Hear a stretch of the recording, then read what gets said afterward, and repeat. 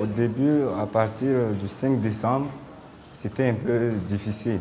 À chaque fois, on nous amenait des blessés et des cas qui étaient vraiment durs. On voit beaucoup de plaies atroces comme on n'a jamais vu. Des blessés qui arrivent, des coups de machette, des plaies par balle. Ici, c'est la première fois, et c'est la réflexion qu'on se faisait avec l'anesthésiste qui était avec moi, qui nous a dit, finalement, j'ai vu quelque chose que je n'avais jamais vu jusqu'à maintenant. On était au cœur de la zone de combat. Moi, j'étais avec mes enfants à la maison de 17h à 22h, sous les balles. Voilà les étuis. Tous les jours, nous écoutons parler des exactions, des pillages, des vols, des tueries partout dans les quartiers. Tu as été blessé quand? C'était quand? Ce matin. Ce matin? Le coup de couteau, le coup de machette, il est donné directement sur la personne. La violence, elle est vraiment très physique et très intime. Je pense que ça, c'est une des choses les pires que j'ai pu voir en fait.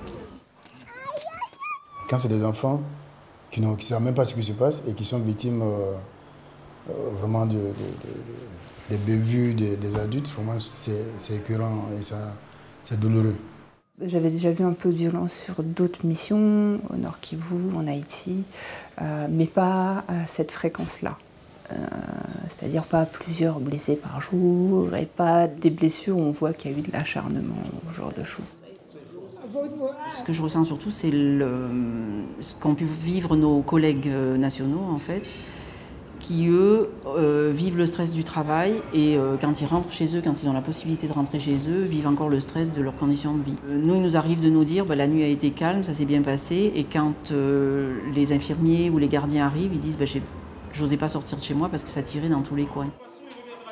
Il y a des collègues et des amis, ils ont eu des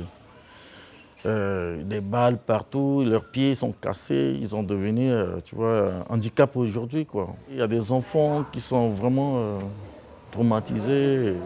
J'ai l'impression d'être devant, après les événements de ces derniers mois, d'être en présence d'un pays complètement déchiqueté, un pays en lambeaux, un pays qui est à la proie d'une part à une misère extrême et aussi à une violence et à la haine qui tue, qui déchiquette les corps. Quand j'ai commencé à accueillir la communauté musulmane dans ma paroisse, j'ai été menacé à coups de fusil par 3 fois, même mis à genoux. Et là, j'ai vraiment pris peur.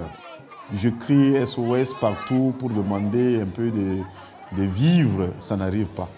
Ici à Carnot, effectivement, le besoin est vraiment très pressant. Les familles n'ont pratiquement rien à manger et vraiment, on est au bord de la catastrophe.